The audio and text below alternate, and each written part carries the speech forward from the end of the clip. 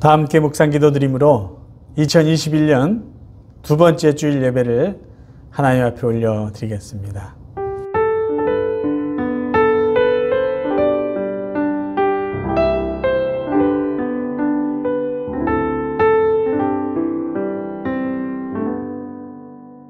여호와여, 내가 주께 피하오니 나를 영원히 부끄럽게 하지 마시고 주의 공의로 나를 건지소서. 내게 귀를 기울여 속히 건지시고 내게 견고한 바위와 구원하는 산성이 되소서. 주는 나의 반석과 산성이시니 그러므로 주의 이름을 생각하셔서 나를 인도하시고 지도하소서. 아멘. 하나님, 우리 아버지, 2021년을 시작하며 또 하나님이 우리에게 주실 평강과 새로운 은혜를 기대합니다. 오늘도 하나님 아버지를 예배하며 찬양하며 경배합니다. 저희들의 예배를 기쁘게 받아주시고 오늘도 하나님의 생명의 말씀으로 사랑하는 성도들을 축복하여 주옵소서. 예수 그리스도의 이름으로 간절히 기도하옵나이다.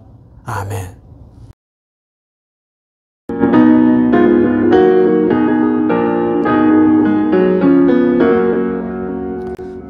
찬양하여라 전능왕 창조의 주께 내 혼나 주 찬양 평강과 구원의 주님 성도들아 주 앞에 이제 나와 즐겁게 찬양하여라. 다 찬양하여라. 놀라운 만유의 주께 포근한 날개 밑을 품어 주시는 주님 성도들아 주님의 뜻 안에서 내 소원 다 이루리라. 다 찬양하여라. 온 몸과 마음을 바쳐 이 세상 만물이 주 앞에 다 나와 찬양 성도들아 기쁘게 소리 높여 영원히 찬양하여라.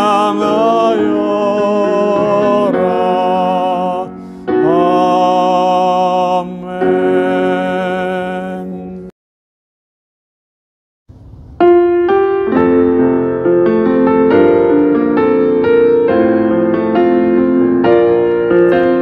여기에 모인 우리 주의 은총 받은 자여라. 여기에 모인 우리 주의 은총 받은 자여라. 주께서 이 자리에 함께 계심을 아노라. 언제나 주님만을 찬양하며 따라가리니 시험을 당할 때도 함께 계심을 믿노라. 아멘. 이 믿음도 으꾸세라. 주가 지켜주신다. 어두운 밤에도 주의 밝은 빛 인도하여 주신다. 주님이 뜻하신 일 주님이 뜻하시니 헤아리기 어렵더라도 언제나 주 뜻 안에 내가 있음을 아노라. 사랑과 말씀들이 나를 더욱 새롭게 하니 때로는 넘어져도 최후 승리를 믿노라. 아멘. 이 믿음 더욱 굳세라. 주가 지켜주신다. 어두운 밤에도 주의 밝은 빛 인도하여 주신다. 이 믿음 더욱 굳세라. 주가 지켜주신다. 어두운 밤에도 주의 밝은 빛 인도하여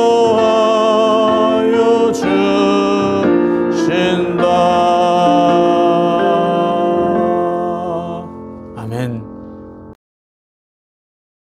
전능하사 천지를 만드신 하나님 아버지를 내가 믿사오며 그 외아들 우리 주 예수 그리스도를 믿사오니 이는 성령으로 잉태하사 동정녀 마리아에게 나시고 본디오 빌라도에게 고난을 받으사 십자가에 못 박혀 죽으시고 장사한 지 사흘 만에 죽은 자 가운데서 다시 살아나시며 하늘에 오르사 전능하신 하나님 우편에 앉아 계시다가 저리로서 산자와 죽은 자를 심판하러 오시리라.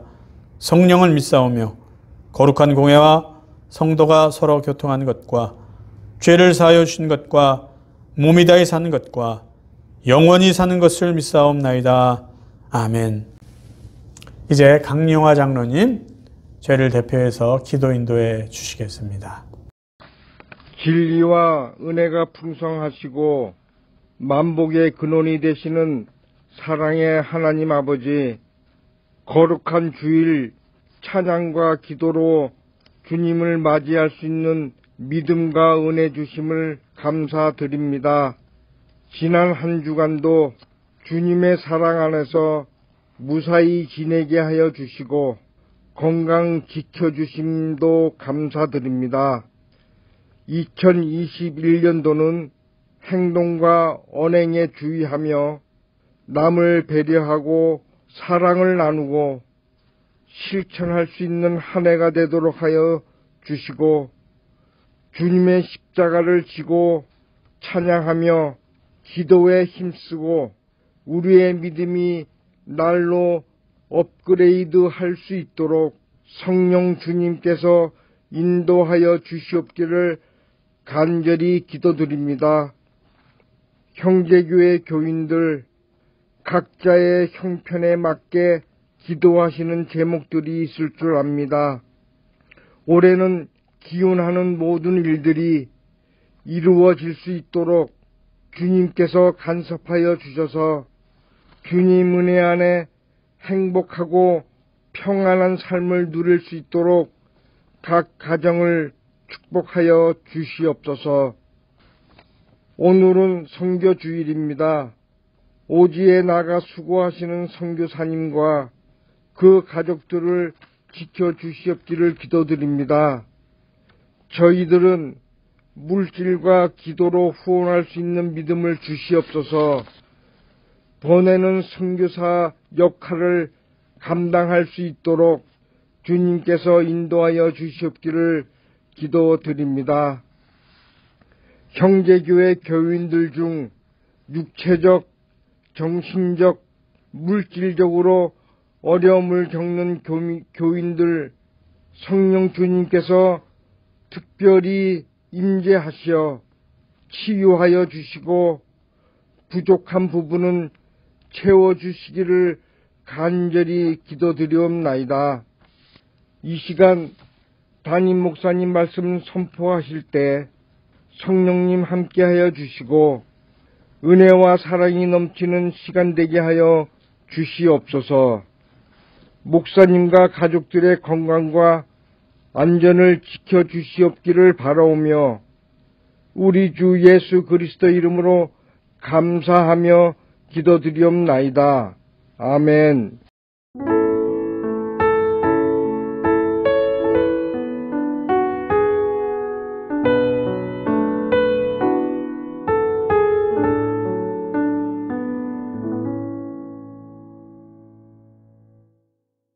교회 소식 함께 나누겠습니다. 오늘은 선교주일입니다. 2021년도 보내는 선교사의 사명 또 성실하게 잘 감당할 수 있기를 바랍니다. 2020년 결산 보고는 다음 주일 서면으로 여러분께 보고해 드리겠습니다. 올해도 신구약 성경 통독 전체 신약 구약 성경 함께 일독하기를 원합니다. 성경 쓰는 것도 쓰는 거지만 우리 하나님의 말씀 또 1년을 걸쳐서 또 한 번 잘 읽어 나갈 수 있기를 부탁드립니다. 성경 쓰기요, 말씀 쓰기. 지금 시편 끝나고 이제 마태복음. 저는 개인적으로 이제 마태복음을 쓰기 시작했는데 마태복음 벌써 다 끝나신 분들도 계신 것 같아요. 마태복음 쓰기를 마치신 분들은 누가복음을 써주시길 바라고요. 올해 이 팬데믹이 계속 진행이 된다면 저희들 올해는 신약 성경을 계속해서 써 나가는 걸로 그렇게 했으면 좋겠습니다. 계속해서 우리 매일 저녁 8시 기준으로 해서 우리 미국을 위해서 또 코로나19 종식을 위해서 우리 성도님들의 건강을 위해서 함께 기도할 수 있기를 바랍니다. 특별히 이제 새로운 대통령이 당선이 되었는데 정권 이양이 잘 되고 속히 미국이 정치적으로 또 경제적으로 안정을 찾을 수 있도록 함께 기도해 주시기를 바랍니다. 하나님 말씀 나누시겠습니다. 오늘 함께 나누실 하나님 말씀은 마가복음 4장입니다. 마가복음 4장 2절부터 9절 말씀 저희 자막을 보시면서 한 목소리로 봉독하시겠습니다.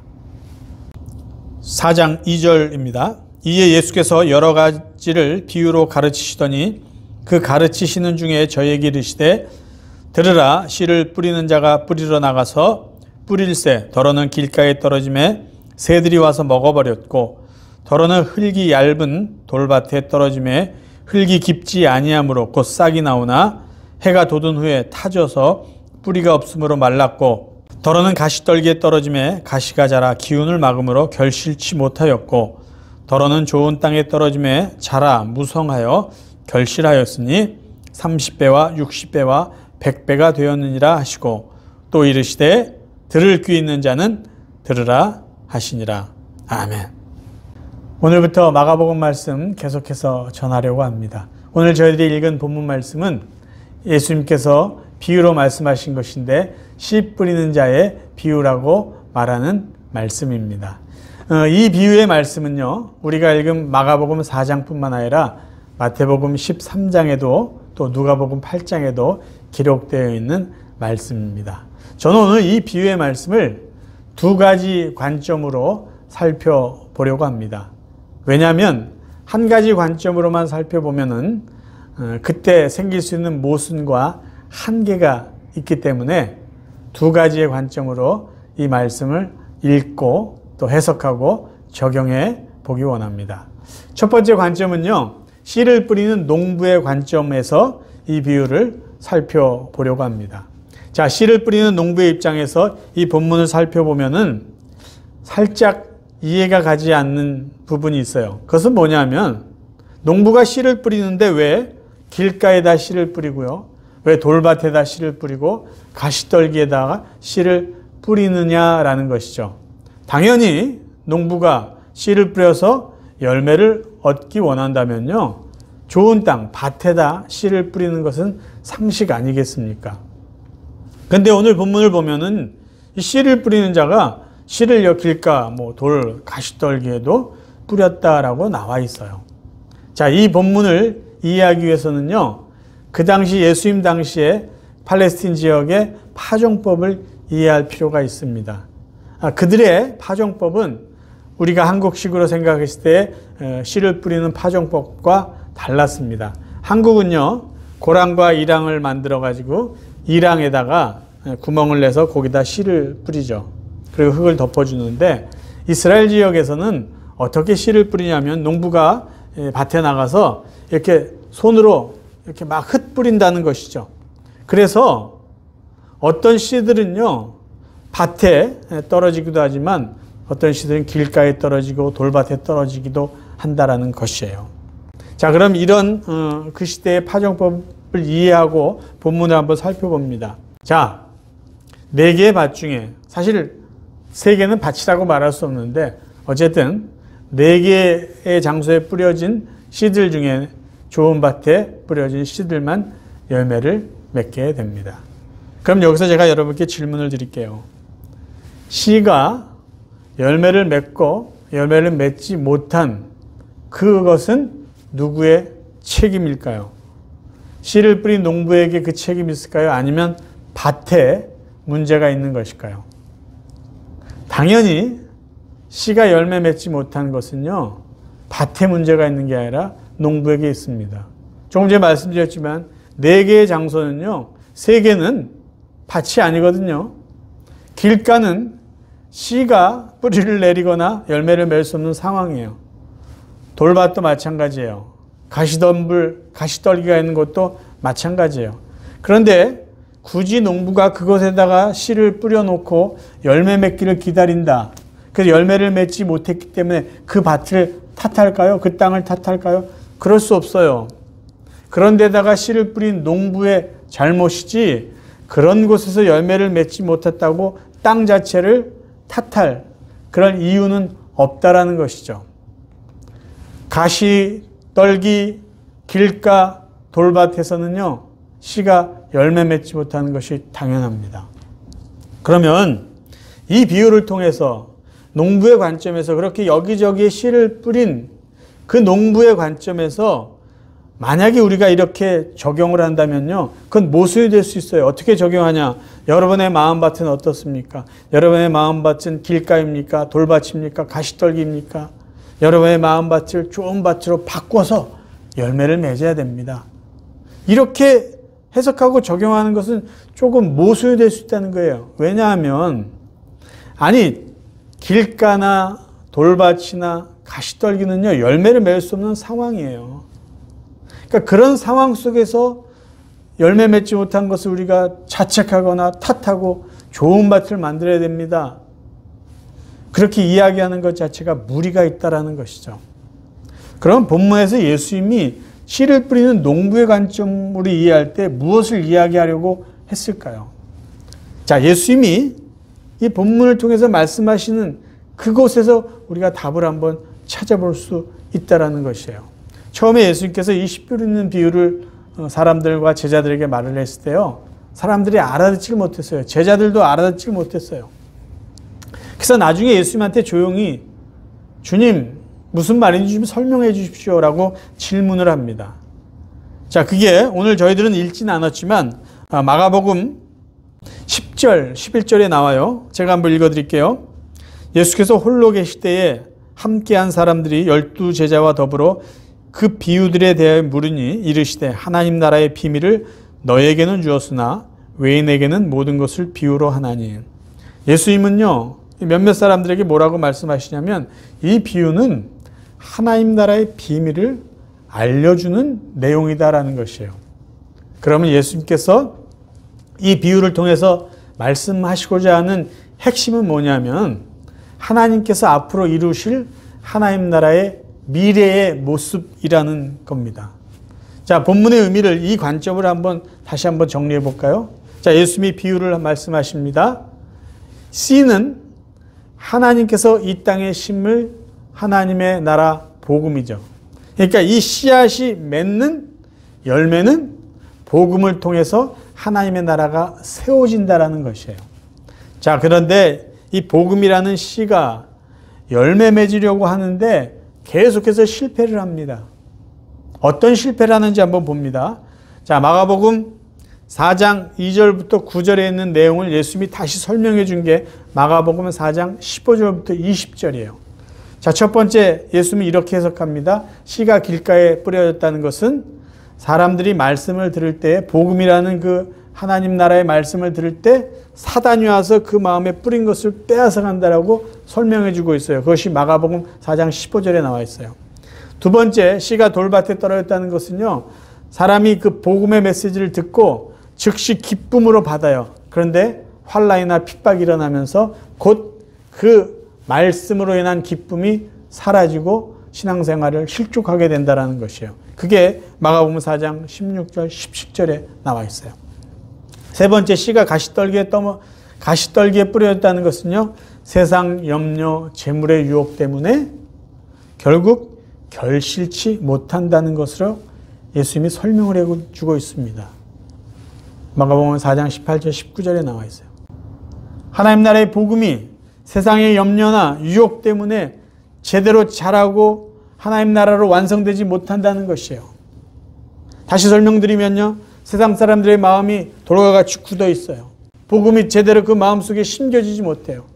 그리고 말씀이 들어가서 심겨지는 것 같아도 세상의 어떤 어려움이나 환난 때문에 넘어져요. 그 마음에 심겨진 복음이 열매 맺지 못해요. 그래도 그것을 간신히 고비를 넘긴 사람도 결국 세상의 염려 때문에 어떤 재물의 유혹 때문에 넘어지게 된다는 것이에요. 사단이 사람들의 마음에 심겨진 복음을 열매 맺지 못하도록 방해하고 유혹하고 힘들게 만든다는 것이죠. 그러면 복음이라는 것이 이 세상에 뿌려졌는데 제대로 심겨지지 못하고 열매 맺지 못하면은 결국 하나님 나라는 이 세상에서 이루어지지 못할 것 같은 그러한 모습을 보여주지만 결국은 어떻게 되느냐. 하나님 나라는 이 세상에서 제대로 심겨지고 열매 맺지 못하고 실패하는 것이 아니라 결국은 하나님께서 창대하게 완성시켜 주실 것이다 라는 것을 지금 이야기해 주고 계시다는 것이에요. 그것을 예수님은 비유로 말씀하시는데 그게 마가복음 4장 8절과 마가복음 4장 20절에 기록이 되어 있습니다. 한번 읽어드리겠습니다. 더러는 좋은 땅에 떨어짐에 자라 무성하여 결실하였으니 30배와 60배와 100배가 되었느니라. 20절이요. 좋은 땅에 뿌리웠다는 것은 곧 말씀을 듣고 받아 30배와 60배와 100배의 결실을 하는 자니라. 바로 이것이죠. 다시 정리하면 이렇습니다. 하나님 나라는 어렵고 힘들고 실패할 것 같지만 그렇지 않다는 것이에요. 사단의 어떤 방해 공작에 의해서 아니면은 세상의 핍박과 환난 때문에 열매 맺지 못할 것 같지만 때가 되면 결국은 30배, 60배, 100배의 열매를 맺는 것처럼 하나님 나라는 완성될 것이다. 이런 맥락으로 같이 해석할 수 있는 것이 바로 하나님 나라를 겨자씨 비유로 설명하신 예수님의 말씀입니다. 겨자씨는 정말 눈에 보이지 않을 정도로 작은 건데 하나님 나라는 그것이 이 세상에 심겨져서 새들이 거하는 큰 나무처럼 결국은 이 세상 가운데 크게 확장되고 세워질 것이다 라는 말씀이죠. 자, 이런 해석들을 지지해주고 뒷받침해 주는 것이 바로 30배, 60배, 100배의 결실이라는 말입니다. 예수님 당시에 수확률의 기준이 10배였대요. 수확. 그러니까 결실을 맺는 수확률의 기본적인 기준이 10배였답니다. 그래서 평균적으로 볼 때 수확이 10배가 됐다 그러면 와, 이것은 올해는 풍년이다라고 이렇게 이야기를 했다라는 것이죠. 그러니까 10배가 기준이에요. 10배가 넘으면 대단한 풍년이라고 그들이 평가했다라는 것이에요. 그런데 지금 예수님이 말씀하신 30배, 60배, 100배라는 수확은요, 가히 놀랄 만한 수확이라는 것이죠. 구약의 예를 한번 볼까요? 창세기 26장입니다. 이삭이 그 땅에서 농사하여 그의 100배나 얻었고 여호와께서 복을 주심으로 그 사람이 창대하고 왕성하여 마침내 거부가 되었다라고 되어 있어요. 이삭이 그 시대에 100배의 열매를 얻었다는 것은요, 사람이 할 수 없는 그런 어마어마한 양이라는 것이요. 여기서 그래서 말하고자 하는 것은요, 100배의 수확을 얻었다는 것은 하나님이 전적으로 은혜를 주신 결과라는 것을 말하고 있다는 것이죠. 그러니까 예수님이 지금 비유로 말씀하신 것 중에 30배, 60배, 100배, 30배만 해도 이것은 사람이 얻어낼 수 없는 수확의 양이라는 것이죠. 그래서 예수님이 결과적으로 말하고자 하시는 것은 하나님의 나라는, 하나님의 복음은 이 땅에 심겨져서 당장 열매 맺는 것 같지 않지만 사단이 여러 가지로 방해하고 있지만 결국은 하나님께서 30배, 60배, 100배로 하나님 나라를 왕성하게 세워갈 것이다. 그것을 지금 이야기하고 있는 것입니다. 자, 두 번째 저희들이 살펴볼 관점은 뭐냐면 밭의 관점이에요. 열매를 맺는 밭의 관점에서 이 비유를 살펴보려고 합니다. 왜 제가 이렇게 다른 관점으로 살펴보려고 하냐면, 만약에 우리가 이 비유를 첫 번째 우리가 살펴봤듯이 하나님께서 이루실 하나님의 나라, 미래에 완성될 하나님의 나라라는 그 관점으로만 이해할 경우에 한 가지 아쉬운 게 있어요. 뭐냐면요, 그것은 하나님의 복음, 그러니까 시라고 이야기하는 하나님의 말씀, 그 복음을 듣는 사람들의 역할이 하나도 없다라는 것이에요. 그러니까 하나님의 말씀이, 복음이 사람들에게 들려졌을 때 사람들이 할 일이 아무것도 없어요. 그냥 가만히 있으면 하나님은 다 알아서 열매 맺게 해주신다. 이렇게 우리가 이해할 수 있게 된다는 것이에요. 그런데 보세요. 예수님은 분명히 이 비유에서 씨는 뭐냐? 하나님의 말씀이라고 이야기를 해주셨어요. 마가복음 4장 14절 봅니다. 뿌리는 자는 말씀을 뿌리는 것이라. 그러니까 예수님이 사람들에게 또 제자들에게 이 말씀을 비유로 하시면서 기대하셨던 것은 뭐냐면, 하나님의 말씀이 너희들에게 들려지면, 복음의 메시지가 너희들에게 들려지면 너희들은 열매를 맺어라. 그것을 기대하면서 도전하신 것이죠. 왜 우리가 이렇게 해석할 수 있느냐? 평소에 예수님은요, 열매 맺지 않는 것에 대해서 경고를 하셨어요. 그리고 열매 맺기를 원하셨습니다. 그리고 너희들이 열매를 맺으면 하나님이 기뻐하신다. 하나님께서 영광을 받으신다라는 말씀을 하셨기 때문이에요. 자, 말씀을 이제 읽겠습니다. 마태복음 3장 10절. 이미 도끼가 나무 뿌리에 놓였으니 좋은 열매 맺지 아니하는 나무마다 찍혀 불에 던지우니라. 열매 맺지 않는 삶을 살지 말라는 것이에요.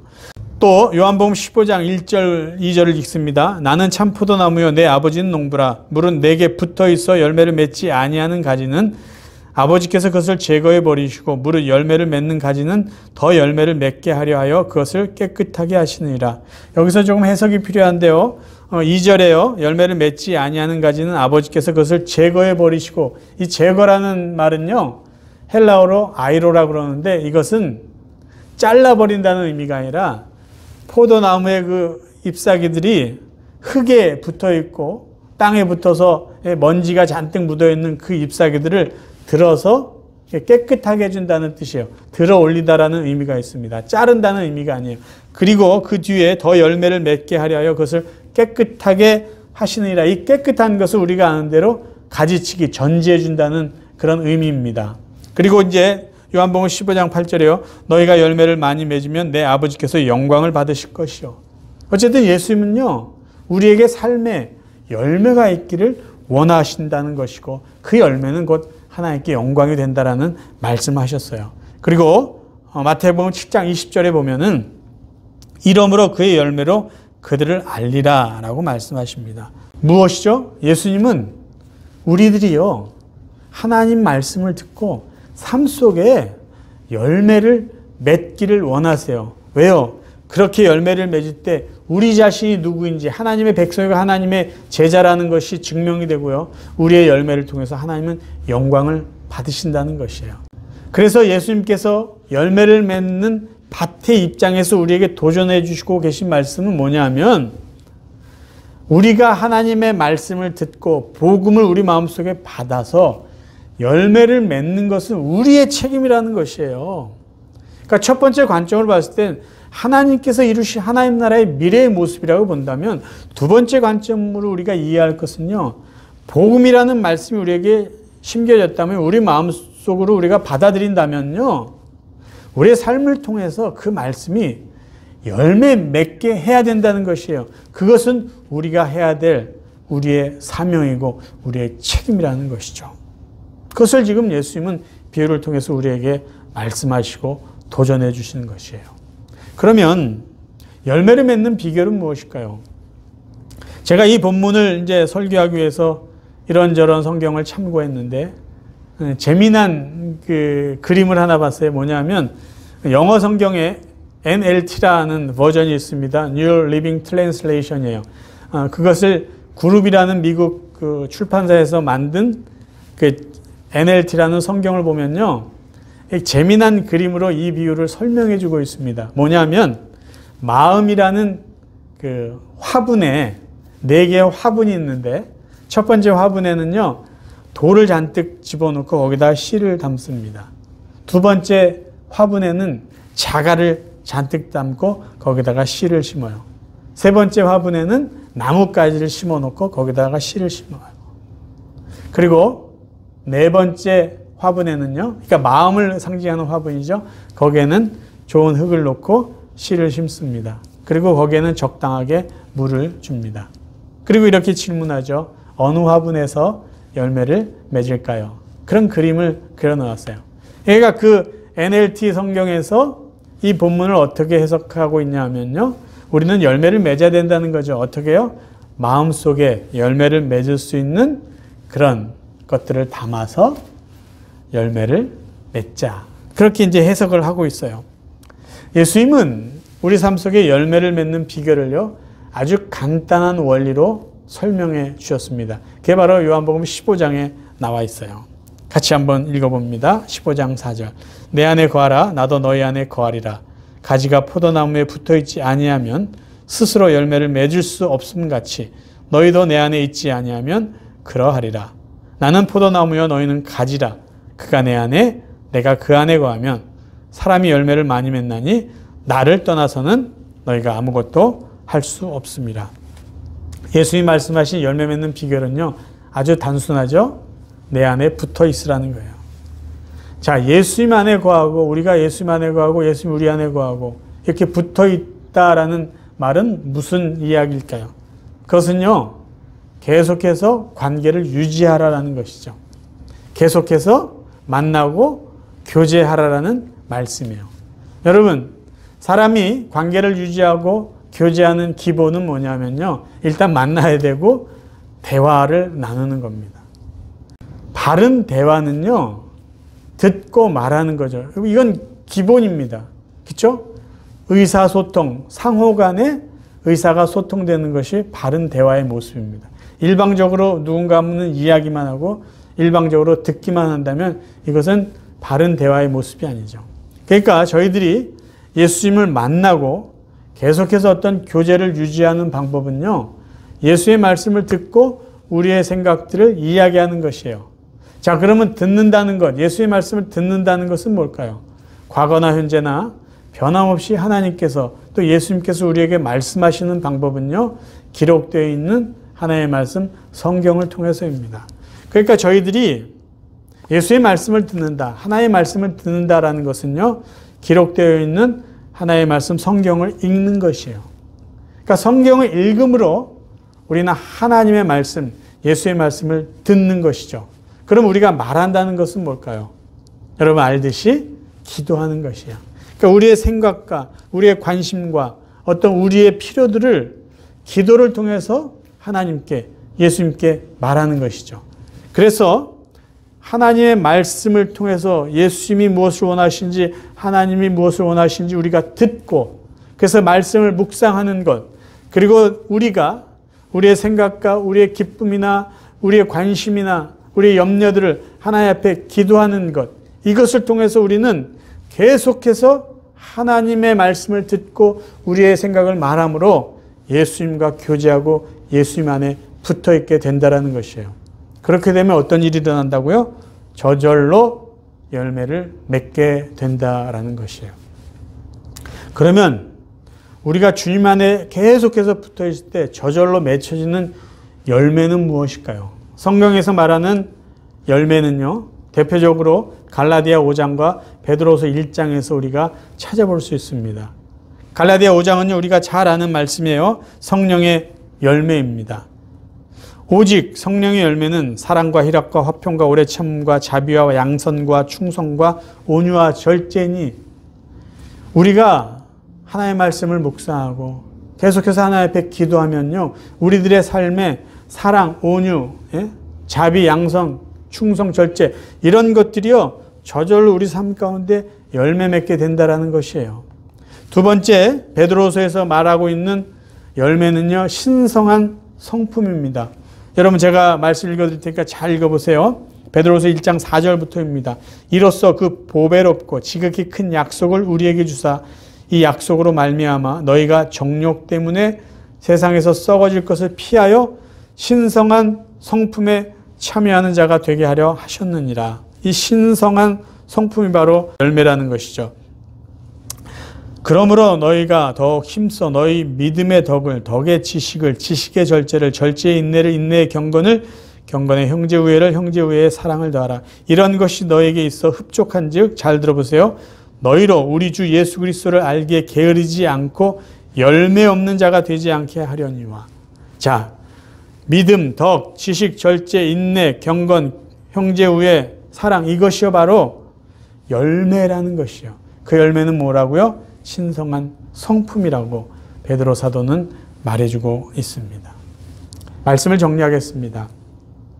저는 이 비유의 말씀을 이렇게 읽고 묵상하면서 우리가 이렇게 적용했으면 좋겠다라는 생각을 해봅니다. 우리 각 사람이요, 하나의 말씀을 듣고 복음을 듣고 우리 안에서 좋은 열매를 맺어서 그 열매들을 다른 사람들에게 나눠주는 삶을 살면 얼마나 좋을까라는 생각을 했어요. 자, 예를 한번 들어볼게요. 요즘은 저희들이 교회에 모여서 예배드리지 않고 주로 가정에서 예배드리고 가족들과 보내는 시간들이 많습니다. 그런데 만약에 우리 가족 중에 마치 길가처럼 마음이 굳어있는 자녀가 있다고 생각해 봅시다. 또 가족 중에 돌밭처럼 마음이 이렇게 깊지를 못해요. 그래서 하나님의 말씀을 들었을 때 그 말씀을 깊이 이해하지 못하고 그 말씀을 잘 적용하지도 못한 자녀가 있다고 가정해 봅시다. 그리고 우리 가족 중에 가시떨기에 뿌려진 씨처럼 뭔가 이렇게 말씀을 듣고 복음이 우리 삶 속에서 이렇게 열매 맺을 것 같은데 세상적인 염려와 근심 때문에 그 말씀이 삶 속에 이렇게 잘 적용되지 못하는 가족이 있다고 생각해 봅시다. 그런데 그런 가족이 있음에도 불구하고 나 한 사람이 하나의 말씀을 잘 듣고 말씀을 속에 통해서 내 안에 신성한 성품이나 성령의 열매를 맺었다고 했을 때 내 안에 있는 사랑이나 온유나 자비나 양성이나 인내나 덕이나 지식이나 절제, 형제 우애, 그런 마음을 가지고 우리의 가족들을 이렇게 나눠줘 섬긴다면은 얼마나 그게 아름다운 모습이 되겠냐라는 것이에요. 제가 계산을 한번 해봤어요. 만약에 나 한 사람이 100배의 열매를 맺었다고 가정해 봅시다. 그러면 가족을 4명으로 기준으로 했을 때 내가 맺은 100배 열매를 나머지 3 가족에게 나눠주면요 25%씩 나눠줄 수 있어요. 내 안에 있는 기쁨을 다른 사람들에게 25개를 나눠줄 수 있다는 거예요. 내 안에 있는 사랑, 내 안에 있는 온유, 내 안에 있는 절제, 내 안에 있는 덕을 가족들에게 나눠줄 수 있어요. 내가요, 만약에 제 자신이 30배 열매를 맺었다고 해도요, 나머지 3사람에게 7.5%씩 나눠줄 수 있어요. 적어도 4배의 열매만 맺어도 하나씩 나눠줄 수 있지 않겠습니까? 내가 열매를 맺으면요, 결과적으로 내가 맺은 어떤 성령의 열매, 신성한 성품으로 인해서 다른 사람들이요, 기쁨을, 은혜를 맛보게 될 수 있다는 것이요. 그렇다면 저는 신앙생활 잘하는 거 아니겠습니까? 왜요? 제가 맺은 성령의 열매 신성한 성품이 가족들에게, 다른 사람들에게 덕으로, 유익으로 나눠졌기 때문이죠. 그리고 결과적으로 하나님은 그것을 통해서 영광을 받으시니까 신앙생활 잘하는 것이죠. 저는 여러분들이 그렇게 열매 맺는 한 사람, 그 한 사람이 되어서 가족들과 이웃들에게 여러분의 성령의 열매, 신성한 성품을 나눠주고 그런 의해서 하나님께 영광을 돌릴 수 있기를 바랍니다. 사랑하는 성도 여러분, 2021년이 이렇게 시작이 되었습니다. 올 한 해 저희 모두가 하나님 말씀이라는 씨, 복음이 우리 삶 속에서 잘 심겨지고 열매 맺는 그런 복된 해가 되기를 간절히 바랍니다. 우리가 하나님의 말씀을 잘 마음속에 심어서 여러분 삶 가운데 사랑이라는 열매가 맺혀지고요, 온유라는 열매가 맺혀지고, 기쁨이라는 열매가 맺혀지고, 인내의 열매가 맺혀지고, 덕과 지식과 절제라는 열매가 맺혀져서 그 열매로 인해서 다른 사람들을 섬기고 하나님 앞에 영광을 돌리는 그런 복된 삶, 풍성한 삶을 살아갈 수 있기를 주님의 이름으로 축원합니다. 기도하겠습니다. 하나님 우리 아버지, 우리들에게 생명의 말씀, 복음의 말씀을 늘 허락해 주심을 감사합니다.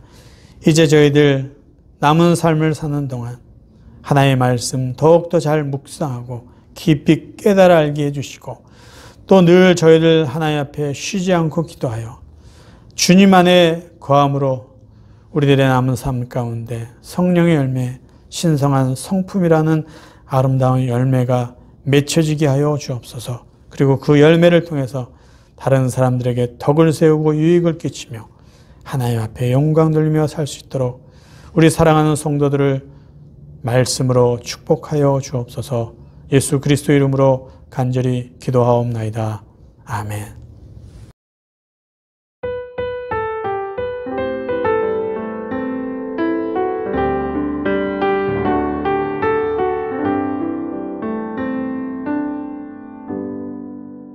헌금을 위해서 잠시 기도하겠습니다.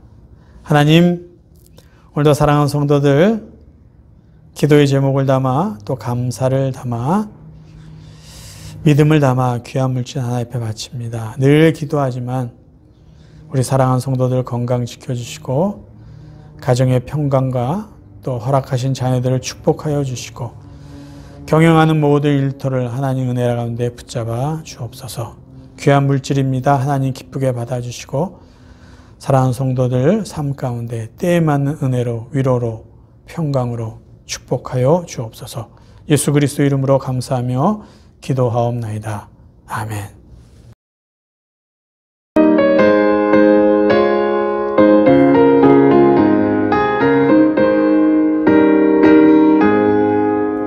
내 영혼의 햇빛 비치니 주 영광 찬란해. 이 세상 어떤 빛보다 이 빛 더 빛나네. 주의 영광 빛난 광채 내게 비춰주시옵소서. 그 밝은 얼굴 배울 때 나의 영혼 기쁘다. 내 영혼에 노래 있으니 주 찬양합니다. 주 귀를 기울이시사 다 듣고 계시네. 주의 영광 빛난 광채 내게 비춰주시옵소서. 그 밝은 얼굴 배울 때 나의 영혼 기쁘다. 내 영혼의 봄날 되어서 주 함께 하실 때 그 평화 내게 깃들고 주 내 꽃 피네. 주의 영광 빛난 광채 내게 비춰주시옵소서. 그 밝은 얼굴 나의 영혼 기쁘다. 내 영혼에 희락이 있고 큰 소망 넘치네. 주 예수 복을 주시고 또 내려주시네. 주의 영광 빛난 광채 내게 비춰주시옵소서. 그 밝은 얼굴 배울 때 나의 영혼 기쁘다. 아멘. 지금도 우리 주 예수 그리스도의 은혜와 하나님 아버지의 무한하신 사랑하심과 성령님의 감화 감동 교제하심이 올 한 해 하나님 말씀 더 많이 묵상하고 더 자주 하나님 앞에 기도함으로 주님 안에 붙어있고 주님 안에 거함으로 남은 삶 가운데 성령의 열매를 맺고 신령한 성품을 얻어 가족들과 이웃들을 섬기며 하나님 앞에 영광 돌리며 살기로 다짐하는 당신의 귀한 자녀들 위해 오늘도 함께 예배드린 온 성도들의 가정과 그들의 자녀와 앞으로의 건강과 또 계획 위해 그리고 흩어져 살고 있는 모든 가족과 친지들 위해 오늘도 변함없이 땅끝까지 이르러 주의 복음을 증거하는 선교사와 그곳에 있는 모든 영혼들 위해 영원까지 함께 없기를 간절히 축원하옵나이다. 아멘.